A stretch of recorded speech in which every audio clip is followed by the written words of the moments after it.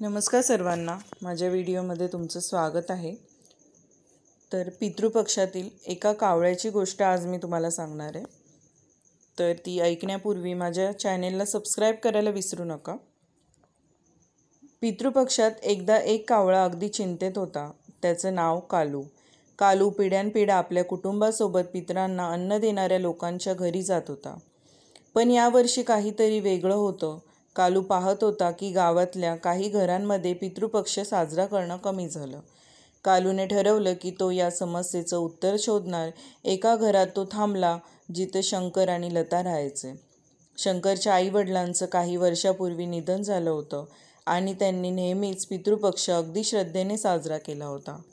पण यावर्षी त्यांचं लक्ष कामात आणि इतर गोष्टींमध्ये इतकं गुंतलं की त्यांनी त्यांचं महत्त्व विसरलं। कालूने शंकरच्या अंगणात जाऊन जोरात काव काव केली, पण शंकरचं लक्ष गेलं नाही। त्यानंतर कालूने लताच्या खिडकीजवळ जाऊन तिला स्मरण करून दिलं की पितृपक्ष चालू आहे।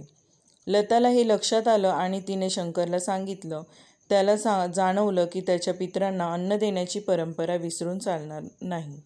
त्या दिवशी त्यांनी पुन्हा पितृपक्ष साजरा केला।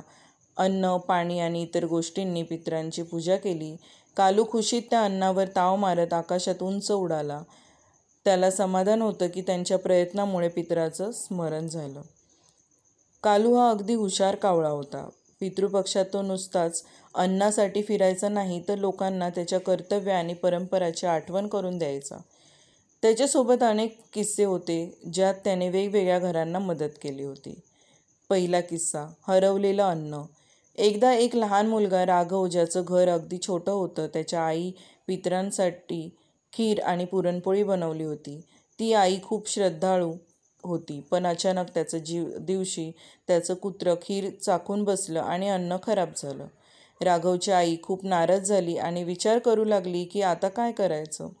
हे बघून कालूने तिथे जोरात काव काव सुरू केली। ती आवाज ऐकून राघवची आई बाहेर आली। कालू तिला घेऊन शेजारच्या माणसाकडे गेला। तिथं त्या माणसानं तिला खीर देण्याची तयारी दाखवली, कारण त्याच्याही घरात खूप झालं होतं। शेवटी त्या शेजाऱ्याच्या मदतीने राघवच्या घरात पुन्हा पितरांसाठी अन्न तयार करण्यात आलं। कालूने आपल्या हुशारीने पितरांचं स्मरण करण्याचं काम पूर्ण केलं। दुसरा किस्सा, विसरलेली पूजा।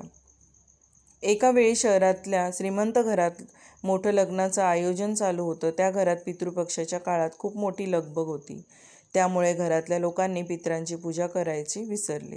कालूने त्यांच्या घराच्या दरवाज्यांवर रोज काव काव केली, पण कोणालाच वेळ नव्हता त्याच्याकडे बघण्याचा। एकदा कालूने अखेर त्या घरात शिरून अन्नाचा तुकडा उचलला आणि जाऊन गच्चीवर ठेवला। तेव्हा घरच्यांच्या लक्षात आलं की काहीतरी विसरलं आहे। ते ताबडतोब त्यांना आठवलं की त्यांनी पितरांची पूजा केली नाही। त्यांनी मोठ्या सन्मानाने पितृपूजा केली आणि कालूला खूप आदराने अन्न दिलं।